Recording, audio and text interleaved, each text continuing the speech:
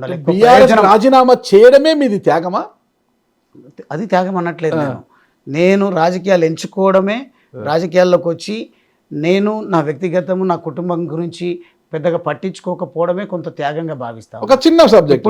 ఇప్పుడు నాకు ఇంత గొప్ప అవకాశాలు ఇచ్చినటువంటి పార్టీని త్యాగం చేయడం కూడా సమాజ శ్రేయస్సు కోసమే. డెఫినెట్గా ఇప్పుడున్నటువంటి నా సంబంధాలు, ఇప్పుడున్నటువంటి నా గౌరవము, ఇప్పుడున్నటువంటి పార్టీని వదిలివేయడం అంటే ఒక రకంగా త్యాగమే. ఈ త్యాగం వెనక ఎవరు లేరంటారా? మీకు అందరికీ కూడా తెలుసు, నేను ముందే చెప్పిన మీకు స్వతహాగా ఎదిగి వచ్చినటువంటి వాడిని. కరెక్ట్. కానీ తెలంగాణ జాగృతిలో మీరు పనిచేశారు. జాగృతి కవిత గారు జాగృతిలో కళాకారులు, సింగరేణి కార్మికులు వీళ్ళందరూ ఉన్నారనేది బహిరంగ అవన్నీ ఉన్నారు, అది కాదనట్లేదు. నేను ఎప్పుడు కూడా ఉద్యమకారులు కూడా ఉన్నారు. ఎప్పుడు కూడా జాగృతిలో పనిచేయలేదు. కేటీఆర్ గారికో, కేసీఆర్, హరీష్ రావు గారికో, కవిత గారికో, లేకుంటే మా పార్టీలో ఎవరైనా ప్రామినెంట్ లీడర్స్ ఉంటే వాళ్ళ కోసమో నేను ఎప్పుడు పనిచేయలేదు.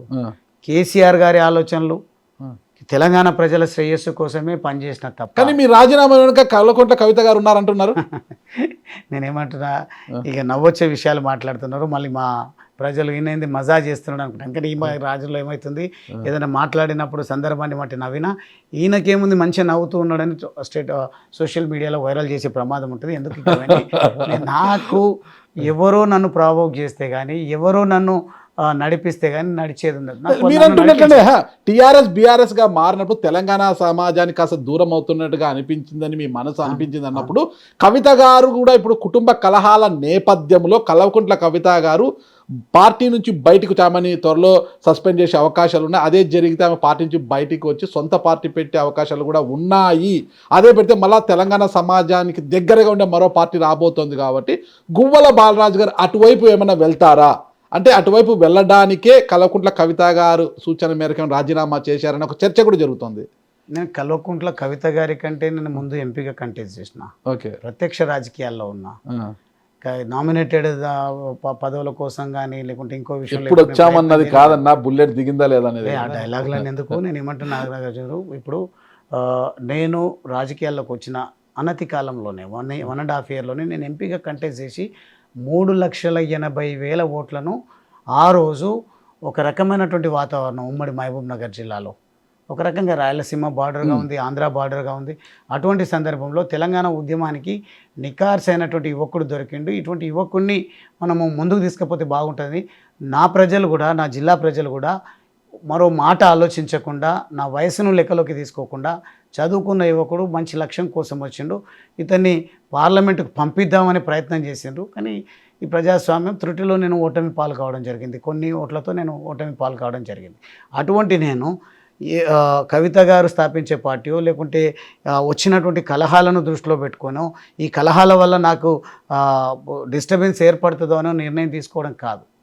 నా ముందున్నటువంటి లక్ష్యం గొప్పది కాబట్టి, పెద్ద ప్రజలకు ఇంకా అదనంగా సేవలు అందించేటువంటి అవకాశాలు ఎక్కడ దొరుకుతాయని అన్వేషణ మొదలుపెట్టిన కాబట్టి, నాకు ఒక స్థాయి అవగాహన వచ్చింది కాబట్టి, ఇవన్నిటిని నా నియోజకవర్గ ప్రజలతో పంచుకొని, ఒకవేళ చేరితే కూడా అది జాతీయ పార్టీల్లోనే, జాతీయ భావాలు కలిగినటువంటి పార్టీల్లోనే, సెక్యులర్ పార్టీలోనే, ప్రజల గురించి ఆలోచించే పార్టీలలోనే, ఆంతర్యాలను రూపుమాపుతూ సమానత్వం నెలకొల్పే ఆలోచనలతోనూ ఉన్నటువంటి పార్టీలోనే చేరుతాను తప్ప, ఏ వర్గాన్ని కించపరిచే ప్రయత్నం చేసినా, లేకుంటే కలహాలను సృష్టించి విభజించు పాలించు అనే ధోరణిలో ఏ పార్టీ వెళ్ళినా ఆ పార్టీలకు మాత్రం నేను చేరను అనేది మాత్రం ఈ యూటీవీ ద్వారా నేను నా ప్రజలకు, తెలంగాణ వాదులకు, అదేవిధంగా భారతదేశ వ్యాప్తంగా ఉన్నటువంటి సెక్యులరిస్టులకు కూడా నేను ఈ సందర్భంగా తెలియజేస్తాను. చాలా చక్కటి విషయం చెప్పారు. అసలు తెలంగాణలో అంటే టీఆర్ఎస్ బీఆర్ఎస్గా మారిన తరువాత తెలంగాణ సమాజం దూరమే కావడం కాకుండా జాతీయ భావం దేశ రాజకీయాల్లో దాంట్లో కనిపించడం లేదని మనం కాసేపు అనుకుంటే, అటువైపు మనం పక్కన వెళితే తెలంగాణ సమాజానికి దూరం అవుతోంది అంటే తెలంగాణ సమాజానికి గువ్వల బాలరాజు చాలా దగ్గరగా ఉండాలనుకుంటున్నారు. మరి తెలంగాణ సమాజానికి బాగా దగ్గర ఉండే పార్టీలు, జాతీయ భావత కలిగిన పార్టీలు అయితే కాంగ్రెస్ ఒకవైపు, బీజేపీ ఒకవైపు ఉండేది. ఈ రెండూ కూడా తెలంగాణ పార్టీలు కాదవి, ఇక్కడ జాతీయ స్థాయి పార్టీలు అవన్నీ కూడా. తెలంగాణలో అవతరించి ఈరోజు జాతీయ స్థాయికి ఎదిగిన పార్టీ బీఆర్ఎస్ పార్టీ. టీఆర్ఎస్ నుంచి బీఆర్ఎస్గా వచ్చింది, తెలంగాణ సమాజం నుంచి వచ్చిన పార్టీ అది. కానీ రెండు తెలంగాణ సమాజానికి దగ్గర లేవు. ఇలాంటప్పుడు మీరు ఏ పార్టీని ఎంచుకుంటారు? ఒకవేళ సెక్యులర్ పార్టీగా ఎంచుకుంటే కాంగ్రెస్ పార్టీ, మాట్లాడే వాక్ స్వాతంత్రం కూడా ఎక్కువగా ఉంటుంది. అది జాతీయ పార్టీ, అది ఒకవేళ జాతీయ భావము అవన్నీ కూడా వాటిలో కనిపించదు. లేదా బీజేపీని ఎంచుకుంటే అది మతతత్వ పార్టీగా ఉంటుంది, హిందుత్వం ఎక్కువగా ఉంటుంది, బ్రాహ్మణవాదం కావచ్చు, అగ్రవర్ణాల ఆధిపత్యం కావచ్చు ఎక్కువగా ఉంటుంది. అక్కడికి వెళ్తే గువ్వల బాలరాజు గారికి, ఒక దళిత బిడ్డ అయిన గువ్వల బాలరాజు గారికి అంతటి స్వేచ్ఛ వాక్ స్వాతంత్రం ఉంటుందా? మరి ఎటువైపు వెళ్తారు అసలుకి? ఈ కన్ఫ్యూజన్ ఏంటి అనేది అంటున్నారు అందరూ కూడా. అదే అంటున్నా, ఈ కన్ఫ్యూజన్కు తెర దిగుతారు ఈ రోజు రేపట్లో అయిపోతుంది. మీరు ఏదైతే చెప్పినరో ఈ రెండు జాతీయ పార్టీలు, ప్రస్తుతం ఇంకా మనము సీక్రెట్ ఏం లేదు, రెండు పార్టీలు కనిపిస్తూ ఉన్నాయి. ఈ రెండు పార్టీలలో నా ఐడియాలజీని మిళితం చేస్తూ పోతే నాకు ఆ కంఫర్టబిలిటీ ఉంటుందా లేదా చూస్తా. నాకు లేదే అనుకోండి, అవసరం అనుకుంటే ఏ పార్టీ లేకుండా, ఏ రాజకీయ పార్టీ లేకుండా ఒక ఉద్యమకారుడిగా నా ప్రయాణాన్ని కొనసాగిస్తా తప్ప నా ఆశయాలు లేకుంటే నా ఆలోచనలకు భిన్నంగా కాంప్రమైజ్డ్ పాలిటిక్స్ చేసేదానికైతే నేను సిద్ధపడను. ఏం సాధించాలని ఉద్యమాలు చేయాలనుకుంటున్నారు మీరు అసలుకి? ఇప్పుడు నేను పుట్టడం గిట్టడం అనేది నాకు నచ్చనటువంటి విషయం. పుట్టినము గిట్టేలోపు ఏదైనా మనకంటూ మన కెపాసిటీలో ఏదైనా సమాజానికి సేవ చేయాలి, మార్పును తీసుకురావాలి, సమానత్వాన్ని నెలకొల్పాలి. ఈ న్యూనతా భావాలు నా అటువంటి హంబుల్ బ్యాక్గ్రౌండ్ నుంచి వచ్చినటువంటి వాళ్ళలో ఈ న్యూనతా భావాన్ని పోవాలి, దూసుకొని వెళ్ళాలి, ప్రజాకోణంలో పనిచేయాలి, రాజకీయ రంగంలో. అదే చేశారు కదా ఇంతకాలం మీరు అచ్చంపేటలో. అదే చేసిన, ఇంకా రాజకీయంగా ఒక వెలుగు వెలిగారు, ఒక చక్రమే తిప్పారు. అసలు మీకంటూ తిరుగు లేకుండా చేశారు అసలుకి కదా. ఇంకా ఏం చేయాలి మీరు? నాకు తెలిసి ఒక లేబర్ మేస్త్రీ కుటుంబం నుంచి వచ్చిన గువ్వల బాలరాజు గారు ఈరోజు ఈ స్థాయికి వచ్చారు. 2 సార్లు ఎమ్మెల్యేగా గెలిచారు, ఒకసారి ఎంపీగా పోటీ చేసి ఓడిపోయారు. ఇంకా ఏం కావాలి అసలుకి? చెప్పాలంటే గువ్వల బాలరాజు గారి యొక్క పర్సనాలిటీకి, ఆయనకు ఉండే యాటిట్యూడ్కి సంబంధం లేకోకుండా పోతుంటుంది. ఆ యాటిట్యూడ్ కూడా కాస్త ఇబ్బందికరంగా మారిపోయింది రాజకీయాల్లో అంటారు. ఎవరేం మాట్లాడుకున్నా కానీ ప్రతిదీ వయస్సు, అనుభవాన్ని, సందర్భాన్ని బట్టి వస్తూ ఉంటుంది. నిజంగా మీరు అదే అగ్రెషన్ చూడాలి అనుకుంటే సందర్భం వచ్చినప్పుడు చూపిస్తాము. ప్రతిసారి మనకు ఉన్నాయి కదా ఆయుధాలు అని ప్రతిసారి వాడడం ఎందుకు? నా అగ్రెషన్, నా ఆగ్రహం ధర్మాగ్రహం, ఆ ధర్మాగ్రహం అవసరమైనప్పుడు నేను ప్రదర్శిస్తా. ప్రతి సందర్భంలో అదే కోరుకుంటున్నారు అని మళ్ళీ మీరు నన్ను అటువైపు ప్రయాణించే ప్రయత్నం చేసినా, ఎవరిని ఇన్స్టిగేట్ చేసే ప్రయత్నం చేసినా నాకంటే ఆలోచనలు ఉంటాయి. నాకు వ్యక్తిగతంగా అఫ్కోర్స్ అగ్రెషన్ ఉండొచ్చు. నేను చాలాసార్లు డెఫినేషన్ అందరికీ చెప్తూ ఉంటాను. నా ఆగ్రహం ధర్మాగ్రహం. నేను ధర్మాగ్రహం కోసం ధర్మాగ్రహంతోనే ఉండకపోయి ఉంటే ఈ పార్టీకి నేను ఎప్పుడూ ప్రజల చేత తిరస్కరించబడేవాడిని. నిజంగా జాతీయ భావము ఏదో సాధించాలని వెళ్తున్నారా, లేకపోతే దత్త తండ్రి అంటే ఎంతో దగ్గరగా ప్రేమించిన, చెప్పాలంటే బయట డిస్కస్ చేస్తుంది. గతంలో తవ్వకాల్లో గువ్వల బాలరాజు గారికి ఒక వజ్రం దొరికితే ఆ వజ్రాన్ని కూడా జాగ్రత్తగా తీసుకెళ్ళి దత్త తండ్రి కేసీఆర్ గారికి, అన్న అయిన కేటీఆర్ గారి చేతుల్లో పెట్టారు. దాని తర్వాత ఇంకా ప్రాధాన్యత పెరిగింది గువ్వల బాలరాజు గారికి. అలాంటి బాలరాజు గారు పార్టీని ఎందుకు వీడుతున్నారు? ఎందుకు ఫామ్ హౌస్ ఎమ్మెల్యేల కొనుగోలు కేసుకు భయపడా, ఫోన్ ట్యాపింగ్ కేసుకు భయపడా, ఇంకా వేటికి గతంలో అంటే మొత్తం కూడా అచ్చంపేట అంటే నల్మల ఫారెస్ట్లో నల్మల ఫారెస్ట్ అంతా కూడా గుప్త నిధుల కోసం జరిగిన తవ్వకాల విషయాలు బయటికి వస్తాయని భయపడిపోతున్నారా అనేది పెద్ద డిస్కషన్ జరుగుతుంది. గువ్వల బాలరాజు అంటేనే తెరిచిన పుస్తకం. ఓకే, నా నుంచి మీరు ఏదైనా దాంట్లో కొన్ని దాచిన పేజీలు ఉన్నాయంటున్నారు, కనిపించని పేజీలు ఉన్నాయి, డార్క్ పేజీలు ఉన్నాయంటున్నారు. కనిపించని పేజీ గురించే నేను చెప్తా ఉన్నా. బయట ప్రొజెక్ట్ అయ్యింది ఒకటైతే, ఇంకా వాస్తవము మరొకటి ఉంది. అది నేను తెలియపరిచే ప్రయత్నం చేస్తా. కనిపించని పేజీ ఏంది అంటే, కనిపించని పేజీని ఇప్పటి నుంచి ఇప్పుడు చెప్తా ఉన్నాను మీకు. బాలరాజ్ అని పిలిచే ప్రయత్నం చేయకండి దయచేసి. Doctor Guvvala Balaraj. I did my PhD in law. దాని తర్వాత ఒక ఫేమస్ ఇన్స్టిట్యూషన్ ISBలో ఈ ఓటమి పాలైన తర్వాత 1 year కోర్స్ నేను నా నాలెడ్జ్ను పెంచుకోవడం కోసము, నా స్కిల్ను అప్గ్రేడ్ చేసుకోవడం కోసం ఇంకా కూడా చదువుతున్న బాబాసాహెబ్ అంబేద్కర్ గారి ప్రేరణతోన నేను చివరి వరకు కూడా ఏదో చదువుతూనే ఉంటా, సమాజ శ్రేయస్సు కోసం అన్వేషణను మొదలు పెడుతూనే ఉంటా, మార్గాన్ని కనుక్కుంటూనే ఉంటా. మీరు అన్నట్టుగా వజ్రం దొరికింది తీసుకుపోయి కేసీఆర్ గారి చేతుల్లో పెట్టినంతటి ఇన్నోసెంట్ అంటున్నాను. నేను అంత ఇన్నోసెంట్ ఏం కాదు. నేను చట్టాలపైన అవగాహన ఉంది. నిజంగా ఒకవేళ అటువంటిది ఏమైనా దొరికితే ప్రభుత్వానికి అప్పగించేటువంటి ప్రయత్నం చేస్తా తప్ప కేసీఆర్ గారికో కేటీఆర్ గారికో లేదంటే దాచిపెట్టి నేను డబ్బులు చేసుకునేటోను కాదు. నేను చాలా ఇది తెరిచిన పుస్తకము అంటే నా దృష్టికి ఏదైనా అంశం వస్తుంది. కేసీఆర్ గారు ఎందుకు నన్ను బోల్డ్గా ఎంచుకున్నారు? మీరు ఇంతకుముందు చెప్పిన ఫామ్ హౌస్ కేసులో బోల్డ్గా ఉన్నట్టు చెప్పేటువంటి నైజం కలిగిన యువకుడు, ఏకైక యువకుడు గువ్వల బాలరాజ్ అని. ప్రభుత్వాన్ని అస్థిరపరిచే ప్రయత్నము, కూల్చే ప్రయత్నాలు జరుగుతున్నాయి. బాలరాజ్, నువ్వైతేనే సరైనోడివి, నీవైతేనే అక్కడ ఏం జరిగిందో మాకు ఉన్నట్టు సమాచారం అందుతుంది. నేను కేటీఆర్ గారినో హరీష్ రావు గారినో ఇంకెవరినో పంపించాలంటే నా కుటుంబం నుంచి పంపిస్తే ఎవరు నమ్మరు కూడా. నువ్వు నా కుటుంబ సభ్యుడితో సమానము, నా కొడుకుతో సమానం అని నన్ను భావించి నా పైన విశ్వాసం పెట్టి నా ఫామ్ హౌస్ కేసుకు పంపిస్తే అక్కడికి వెళ్ళి రావడం జరిగింది. ఆ ఫామ్ హౌస్ కేసు విషయంలో మీరు ఒకవేళ సుదీర్ఘంగా మాట్లాడాలని ఇంకోసారి మాట్లాడదాం. నాకు ఈరోజు నా ప్రజలకు టైం విఫలంగా ఇంకోసారి మాట్లాడదాం. మిగతా విషయాలు ఏమన్నా ఉంటే మీరు చెప్పేటువంటి ప్రయత్నం, అడిగేటువంటి ప్రయత్నం చేయండి. కానీ జాతీయ రాజకీయాల్లో బీఆర్ఎస్లో లేదనుకుంటున్నారా పొటెన్షియల్ అంటే ప్రస్తుతానికైతే నేను లేదని అనుకుంటున్నా. నిజంగా ఈ ప్రజాస్వామ్య దేశంలో పోటీ పెరగాలి. అలాంటి బీఆర్ఎస్కి అంటే రాష్ట్ర రాజకీయాలకు తెలంగాణలో కావచ్చు, దేశ రాజకీయాల్లో బీఆర్ఎస్ పార్టీకి ఇక భవిష్యత్తు లేదా, లేదంటే బీఆర్ఎస్ పార్టీలో ఉంటే గువ్వల బాలరాజ్ భవిష్యత్తు ఉండదా? Guvvala Balaraj has created an unavoidable circumstances in political arena. Okay, రాజకీయ వ్యవస్థలో ఒక అనివార్యత నెలకొల్పి కూర్చున్నాడు గువ్వల బాలరాజ్ తన హార్డ్ వర్క్తోన. మాత్రం బాధ కానీ ఇంకోటి కానీ ఏం కనిపించడం మీ ముఖంలో ఇటీవల జరిగిన రాజకీయ పరిణామాలు నేపథ్యంలో కొంత ఏమన్నా ఆందోళన ఇంకోటి ఏదైనా కనిపిస్తుందేమో మీ ముఖంలో అనుకున్నా, ఏం కూడా కనిపించట్లేదు. ఎలా మెయింటైన్ చేస్తున్నారు అసలు? రీజన్ ఏంటంటే కొన్ని సందర్భాల్లో మీరు అనుకుంటున్నట్టుగా ఫస్ట్ ప్రశ్ననే మళ్ళీ నా పాత రోజుల్లోకి తీసుకెళ్లే విధంగా లేవనెత్తిండ్రు కాబట్టి కడుపు నిండా ఒక రకంగా దుఃఖం ఉంది, ఇంకో రకంగా ఓ గొప్ప ఆశయం కోసమే మనము నిర్ణయాలు తీసుకుంటున్నాం కదా, ఇక దీంట్లో ఎంత మేరకు మనం ప్రయాణాన్ని కొనసాగించుదాం చూద్దామనే సంతోషం కూడా, తప్పకుండా విజయం సాధిస్తాము సెకండ్ ఇన్నింగ్స్లో కూడా అనేది నాకు అనిపిస్తూ ఉంది. కాబట్టి ఆ స్మైల్ లేదంటే ఆ సంతోషం మీకు కనిపించవచ్చు. కానీ తప్పకుండా ఈరోజు స్పష్టమైన ఇంకా నిర్ణయం తీసుకోకుండా ఒక రాజీనామా మాత్రమే చేయగలిగినాం.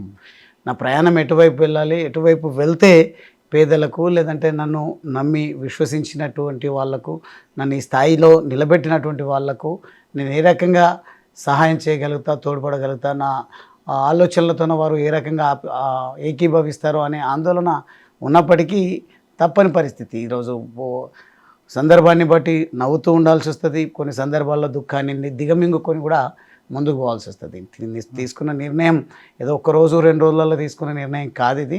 గత సంవత్సరన్నర కాలంగా పూర్తి స్థాయిలో అవగాహన చేసుకొని, అవగతం చేసుకొని ఏం చేస్తే బాగుంటుంది అనేది మాత్రం ఒక నిర్దిష్టమైనటువంటి ఆలోచనకు వచ్చిన. కానీ ఎన్ని నిర్దిష్టమైన ఆలోచనలు ఉన్నా, ఎంత స్వతహాగా మనకు ఆలోచించే శక్తి ఉన్నప్పటికీ ఇది ప్రజాస్వామ్య దేశం, ప్రజలే న్యాయ నిర్ణేతలు, ప్రజల అవసరాలు, ప్రజల అభ్యున్నతి కోసం పనిచేయడమే నా బాధ్యత, కర్తవ్యం. కాబట్టి ఆ బాధ్యతను ఏ రకంగా నేను ముందుకు తీసుకుపోవాలనే ఆలోచనతో నేను ఈరోజు నా నియోజకవర్గ అన్నదమ్ములు, అక్కా చెల్లెలు, నాకు రాజకీయంగా జన్మనిచ్చినటువంటి నా అచ్చంపేట గడ్డపైన నా కుటుంబ సభ్యులతో మాట్లాడబోతూ ఉన్నాను. కాబట్టి కొంత సంతోషంతోనే వెళ్ళాలి, సంతోషంగానే నా విషయాలను పంచుకునే ప్రయత్నం చేయాలి. వచ్చేటువంటి ఫీడ్బ్యాక్ను బట్టి నిర్ణయం వెల్లడించేటప్పుడు మనం ఏ రకమైన నిర్ణయం తీసుకున్నాం, ఏ రకమైనటువంటి పద్ధతిలో ముందుకు పోవాలి, ఎట్లా వాళ్ళు నన్ను సంతోషపెడతారా, దుఃఖానికి గురి చేస్తారా, ఆత్మస్థైర్యాన్ని పెంచుతారా అనేది ఇంకా క్వశ్చన్ మార్క్గానే ఉంది. కాబట్టి నేను కొంచెం ఉన్నంత వరకు నేను చేసిన సేవలకు నాకు సంతృప్తి ఉంది. దానికోసమే ఈ సంతోషంగా నవ్వుతూ మీకు కనిపిస్తూ ఉంది. ఓకే, అంటే ఆ క్వశ్చన్ మార్క్ ఎప్పుడు పోతుంది, ఎటువైపు మిమ్మల్ని తీసుకెళ్తుంది అని తెలుసుకునే ముందు ఇంకో ప్రశ్న.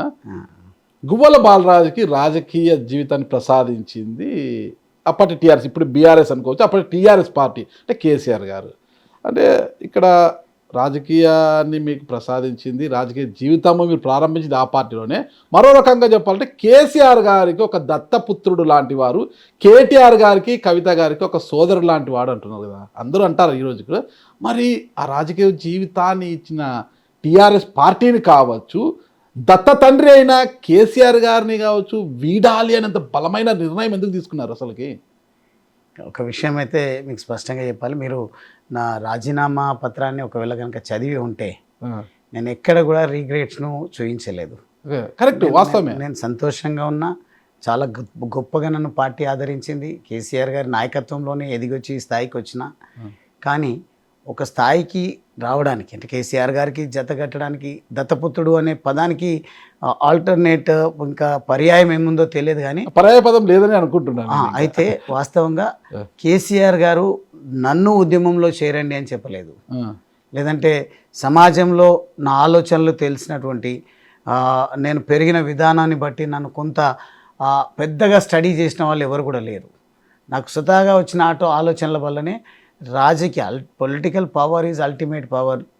రాజకీయాల్లో ఉంటేనే, పొలిటికల్ పవర్ను పెంచుకుంటేనే, ఏదైనా మనం పాలసీని చేయగలిగితేనే పేదరిక నిర్మూలన జరుగుతుంది. సమాజంలో చివరికి ఉన్న వ్యక్తికి కూడా ప్రభుత్వ ఫలాలు అందాలంటే ఇదే రాజకీయ రంగమే సరైన వేదిక అని భావించి రావడానికి మొట్టమొదటి కారణం డాక్టర్ బాబాసాహెబ్ అంబేద్కర్. నేను ఆ విషయాలను పుస్తకాలను ఎక్కడ చదువుతున్నటువంటి సందర్భం కానీ, నేను ఒక లక్ష్యాన్ని నిర్దేశించుకుంటున్నటువంటి విషయం కానీ బయట వాళ్ళకే కాదు, నన్ను కన్న తల్లిదండ్రులకు కూడా తెలియనటువంటి పరిస్థితి. కొందరికి ఇన్బిల్టే క్వాలిటీస్ ఉంటాయి. ప్రతి ఒక్కరూ ఏదో డిజైన్ చేయడం వల్ల వచ్చిన వాళ్ళు ఉండరు. ఇన్బిల్ట్ క్వాలిటీస్తోన నాకున్నటువంటి ఆశయం కొద్దీ నేను రాజకీయాల్లోకి రావాలని 2009లో నా పెళ్ళైన 6 నెలల్లోనే నిర్ణయం తీసుకున్నాను. అంతకు ముందే ఆశయం ఉంది. నేను చిన్నప్పటి నుండే అదే భావాలతోనే బ్రతికిన. కానీ ఎక్కడ కూడా ప్రొజెక్ట్ చేయలేదు, ఎక్స్ప్రెస్ చేయలేదు. కానీ దానికి కావాల్సింది బాబాసాహెబ్ అంబేద్కర్ విషయంలో చాలామంది చాలా విషయాలు గొప్పగా మాట్లాడుతూ ఉంటారు. బోధించు, సమీకరించు, పోరాడు అనేది. వాస్తవంగా ఈ అన్ని విషయాల్లో ఏం కావాలన్నా దాన్ని చదువుకోవాలి, ఆర్థికంగా ఉండాలి, అదేవిధంగా లక్ష్యాన్ని నిర్దేశించుకొని ఏ వేదిక ద్వారా అయితే మనం అనుకున్న లక్ష్యాలు నెరవేర్చుకోగలుగుతామో, ఛేదించగలుగుతామో వాటి విషయంలో నిర్ధారించుకొని ముందుకు పోవాలని. అంటే నాకు తెలిసి నా మిత్రులు చాలామంది ఉన్నారు.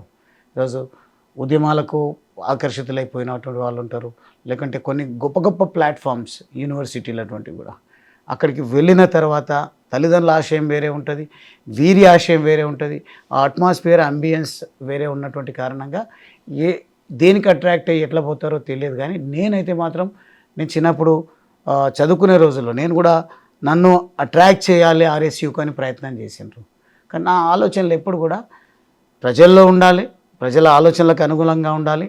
నేను ఎదగాలి అంటే కావాల్సిన సమీకరించాలి. అది డబ్బే కాదు, సంస్కారం ఉండాలి, చదువు ఉండాలి, డబ్బు ఉండాలి, పరిణతి ఉండాలి, కావాల్సినటువంటి లక్ష్యం కూడా స్పష్టంగా ఉండాలి. ఇవన్నిటిని కూడా నేను ఆరోగ్యం ఉండాలి, వీటన్నిటిని కూడా పెంచుకొని కాపాడుకుంటూ ముందుకు పోవాలనే ఆలోచనతోన నేను చదువుతో పాటుగా వ్యాపారం చేసి వ్యాపారం నుంచి రాజకీయానికి వచ్చి మీకు అందరికీ బాగా తెలుసు. మరీ ముఖ్యంగా మీకైతే చాలా స్పష్టంగా తెలుసు. మీరు అప్పుడు ఐ డ్రీమ్లో ఉన్నారు, నన్ను మీరు ప్రశ్నించారు. నేను మిమ్మల్ని మళ్ళీ విమర్శలాగానో ప్రతి విమర్శ చేయాలనో నా ఉద్దేశం కాదు. మీరు కూడా రకరకాల ఛానల్స్, మీరు సీనియర్ జర్నలిస్ట్. లాస్ట్ టైం మీరు నాతో ఇంటర్వ్యూ చేసినప్పుడు ఐ డ్రీమ్ ఉన్నది, యూటీవీతోనే మీరు ముందుకు వస్తూ ఉన్నారు. ఇది నా ఓన్ ఛానల్ అండి, మీరు ఓన్ ఛానల్. ఇప్పుడు నేను అట్లని నేనేదో ఓన్ పార్టీ పెట్టాలనో లేకుంటే నాకు ఆ కెపాసిటీ ఉందా? మీరు ఈ జర్నలిజంలో మీరు కావాల్సినటువంటి అవగాహన మీకు పెరిగింది, ఆ ఎక్స్పోజర్ వచ్చింది. మీరు ఇంకా భిన్నంగా ఆలోచించి సొంతంగా నేను ఒకవేళ సంస్థనే స్థాపిస్తే ఇతరులకు కూడా కొంతమందికి ఇంకా అదనంగా ఉపాధి కలిగించవచ్చని మీ పరిధిలో మీరు ఆలోచించుండొచ్చు. నేను నా పరిధిలో కూడా ఏం ఆలోచనలు ఉన్నాయి, ఎందుకు డిఫర్ అయినా అనేది రాబోయే రోజుల్లో మీకు స్పష్టంగా తెలుస్తుంది. కానీ కొంత చెప్పేటువంటి ప్రయత్నం అయితే చేస్తా. నేను పూర్తి స్థాయి క్రెడిట్ కేసీఆర్ గారికి ఇస్తా, కానీ అంతకంటే ఎక్కువ నేను చదివిన పుస్తకాలకు ఇస్తా, నేను పెరిగిన నేపథ్యానికి ఇస్తా. ముఖ్యంగా దేవుడున్న మాట వాస్తవం, తల్లిదండ్రులు జన్మనిచ్చిన మాట వాస్తవం, సమాజంలో మనల్ని తీర్చిదిద్దినటువంటి మన వెల్విషర్స్ వల్ల ఈ స్థాయికి వచ్చినటువంటి మాట వాస్తవం. వాటికన్నిటికీ తోడు కానీ మీకు ఎవరితో మాట్లాడినా కానీ నా హార్డ్ వర్క్ కూడా అదే స్థాయిలో నన్ను నిలబెట్టింది. కాబట్టి నా హార్డ్ వర్క్ ఇక్కడికే పరిమితం కావద్దు. నా కంఠంలో ప్రాణం ఉన్నంత వరకు, నా చివరి శ్వాస ఉన్నంత వరకు కూడా ప్రజల కోసం మెరుగైనటువంటి సేవలు ఎట్లా చేయగలుగుతాము, ఏ అప్రోచ్తో ముందుకు పోగలుగుతాము, ఏ పాత్రను ఎంచుకుంటే బాగుంటుందనే ఆలోచన అయితే నేను చేసిన. అదన్నీ కూడా ఈరోజు ఒకవేళ నేను మాట్లాడితే ఇప్పటికే నా ప్రజలు నా పైన గుర్రుగా ఉన్నారు. కారణం ఏంటంటే తల్లిదండ్రుల కంటే, అన్నాదమ్ముల కంటే, వారి కన్నా బిడ్డల కంటే ఎక్కువ నన్ను చూసిండ్రు. కానీ నేను ఎంత ఎదిగినా కానీ మాట వరుసకైనా మాతో ఆలోచించకుండా నిర్ణయం తీసుకున్నాడు అనేది మా వాళ్ళలో బాధతో కూడిన ఆగ్రహం కనిపిస్తూ ఉంది. కాబట్టి వాళ్ళతో పంచుకున్న తర్వాత మీతో పంచుకుంటే బాగుంటుంది. కానీ నేను ఎంచుకున్న లైన్ ఏదైతే ఉందో, కొంత కోపగిస్తే కోపగిస్తుండొచ్చు, మా వాళ్ళు బాధపడితే బాధపడవచ్చు, కానీ అంతిమంగా నేను నిర్ణయం తీసుకునేది మా కోసమే కదా అని కన్విన్స్ కూడా కావడానికి ఆస్కారం ఉంటుందనే విశ్వాసం ఉంది. కారణం ఏంటంటే ఇప్పుడున్నటువంటి పరిస్థితుల్లో టీఆర్ఎస్ పార్టీ బీఆర్ఎస్గా ఆవిర్భవించక ముందు టీఆర్ఎస్లో నేను చేరినప్పుడు తెలంగాణ ఉద్యమానికి ఆకర్షితున్నాయి. కేసీఆర్ గారి నాయకత్వం పైన విశ్వాసం ఉండి అద్భుతమైనటువంటి పోరాటాన్ని చేసి ఎక్కడ ఒక రక్తపు బొట్టు తెలంగాణ సమాజం చిందించకుండా ఉండే విధంగానే ఒక చదువుకున్న యువకులుగా కేసీఆర్ గారి డైరెక్షన్లో మేము ముందుకు నడిచినాం. కొన్ని సంఘటనలు జరిగాయి కదా, ఎంతో మంది అసూలు భాషారు, ప్రాణత్యాగాలు అది జరిగింది. కానీ మేము ఆ వైపు డ్రైవ్ చేయలేదు కేసీఆర్ గారు కానీ మేము కానీ. మా ప్రసంగాల ద్వారా కానీ మా నడవడిక ద్వారా కానీ మీరు రెచ్చిపోండి, లేదంటే ఆంతర్యాలు సృష్టించండి, రేపు తెలంగాణ ఆంధ్ర అనేది రగిలే విధంగా చేయండి, ఆంధ్రలో మనోభావాలను దెబ్బతీసే ప్రయత్నం చేయండి, తెలంగాణ ప్రజలను ప్రావోక్ చేసే విధంగా మాట్లాడండి, రెచ్చగొట్టే విధంగా మాట్లాడితేనే మూమెంట్ ఇంటెన్సిఫై అవుతుంది అని చెప్పే ప్రయత్నాలు ఎక్కడ కూడా చేయలేదు. మేము గాంధీ మార్గంలో మేము ప్రయాణం చేసినాం, సాధించినాం. తెలంగాణ రాష్ట్ర సమితి బీఆర్ఎస్గా ఆవిర్భవించినప్పుడు ఎవరు ఏమనుకున్నారో నాకు తెలియదు, కానీ నాలో వచ్చినటువంటి ఆనందం, సంతోషం నాకు తెలిసి ఇంకెవరికి కూడా అంత సంతోషం కలిగి ఉండకపోవచ్చు. రకరకాల అభిప్రాయాలను వ్యక్తీకరించారు కేసీఆర్ గారి దగ్గర. నేను మాత్రం నాకు సందర్భం వచ్చినప్పుడు సార్ గొప్ప నిర్ణయం తీసుకున్నారు సార్ అని చెప్పడం జరిగింది. కాకపోతే ఇక్కడ మేము గెలిచి వెళ్ళేది ఉండే అది వేరు మాట. ఆ డిటాచ్మెంట్ ఏర్పడ్డది మాకు. టీఆర్ఎస్ నుంచి బీఆర్ఎస్ పోగానే తెలంగాణ నుంచి దూరం అవుతున్న భావన కలిగింది. ఇప్పుడు నా ప్రజల్లో కూడా నేను పార్టీ మారుతున్నాను అని అంటే మమ్మల్ని ఏమనుకుంటారో, ఏం చేసిపోతారో అనే భావన ఉండొచ్చు. కానీ నేనైతే ఎప్పుడు గ్రౌండ్లోనే ఉంటా, ఎప్పుడు ప్రాక్టికల్గా ఉంటా, నిజానికి దగ్గరలోనే ఉంటా. కాబట్టి నాకు జన్మనిచ్చిన తల్లిదండ్రులను నా కెపాసిటీలో వాళ్ళని ఏ రకంగా అయితే కాపాడుకుంటున్నానో, ఏ రకంగా అయితే వారి ఆలోచన విధానాలను ముందుకు తీసుకుపోతున్నానో, నా అచ్చంపేట ప్రజల కోసం ఏ రకమైనటువంటి సేవలు చేస్తే ఇంకా నాకు ప్రశంసలు వస్తాయి, ఇంకా తృప్తి మిగులుతుంది. ప్రశంసలు అంటే తృప్తియే. నన్ను మీ వల్ల మాకు ఇది జరిగిందని భావించే విధంగా ప్రణాళిక రూపొందించుకున్నా.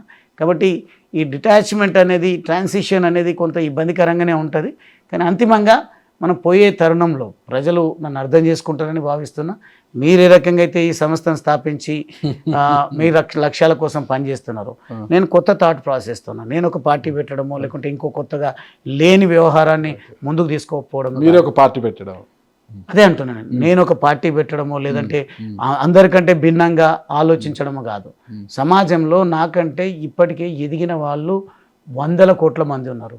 ఓకే, ఓ సామాజికంగా, ఆర్థికంగా పరిపక్వతను సాధించి రాజకీయ రంగంలో అద్భుతమైనటువంటి అనుభవాన్ని సాధించినటువంటి పార్టీలు ఉన్నాయి, వ్యక్తులు ఉన్నారు, శక్తులు ఉన్నారు. అటువంటి వాళ్ళు నిజంగా ఇంకా మెరుగ్గా నేను అనుకున్నట్టుగా భారతదేశంలో ఉన్న 150 కోట్ల జనాభాలో 100 కోట్ల మంది ఎదిగారు అంటారు. డెఫినెట్గా ఎదిగారు అని అంటే 150 కోట్ల జనాభాలో 100 కోట్లు ఎదిగారు. 100 కోట్లే అనుకోండి. అంటే ఇక్కడ నుంచి ఎదిగినటువంటి వాళ్ళు ప్రపంచ స్థాయిలో 100 కోట్లకు ప్రేరణగా ఉన్నారు, 100 కోట్ల మందికి ప్రేరణగా ఉన్నారు, 100 కోట్ల మందికి ప్రాతినిధ్యం వహిస్తున్నారు.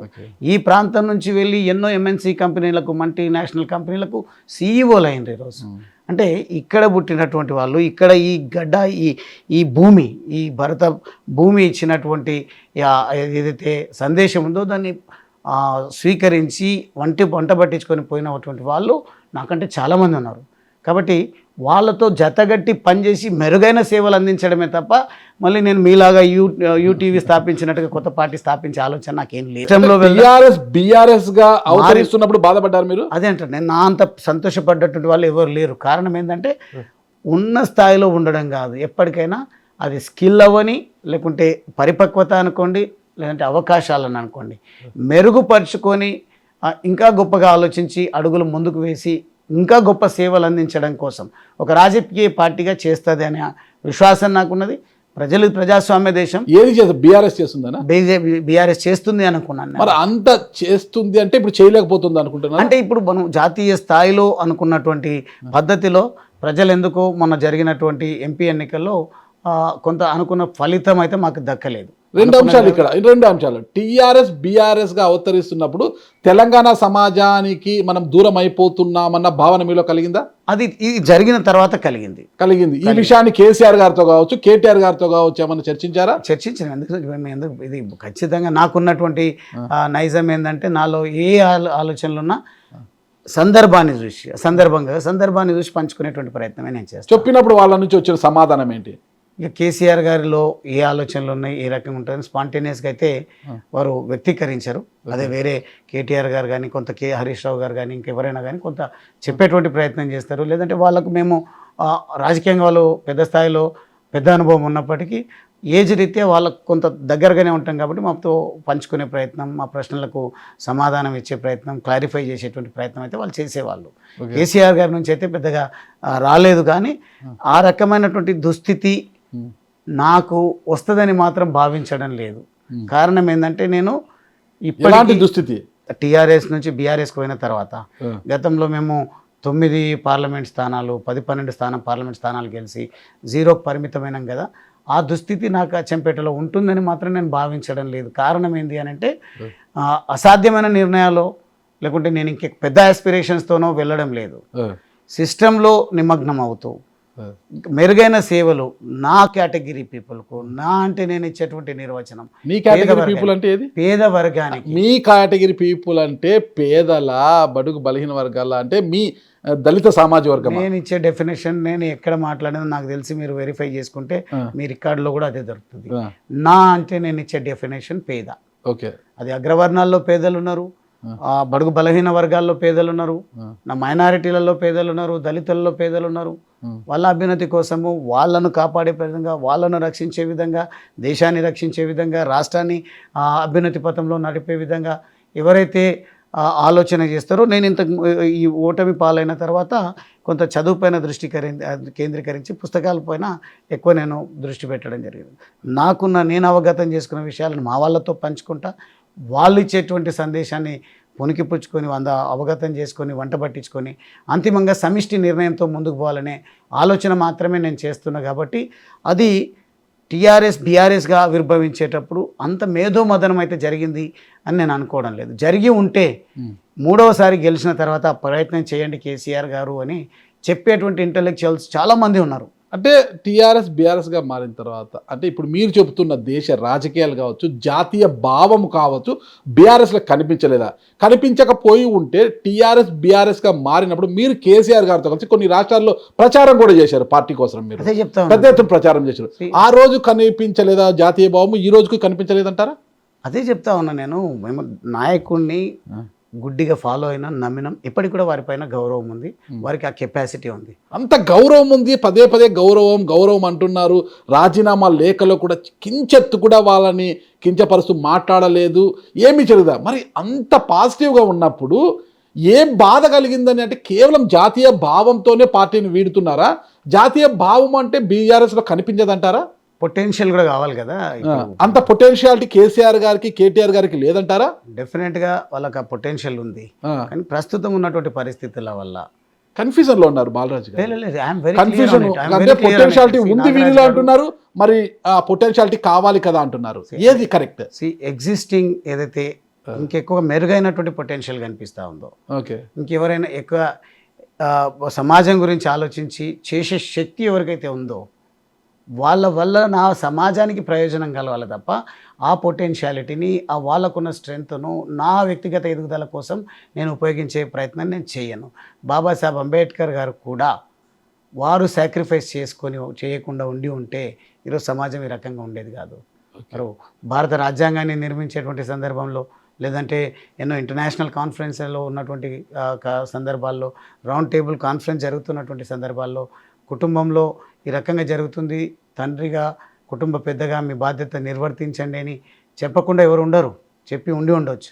కానీ వారికి కుటుంబము, వ్యక్తిగత వ్యవహారము, ఆ ప్రయోజనాల కంటే సమాజం యొక్క ప్రయోజనాలే గొప్పవి అని భావించి వారు త్యాగానికి సిద్ధపడ్డారు.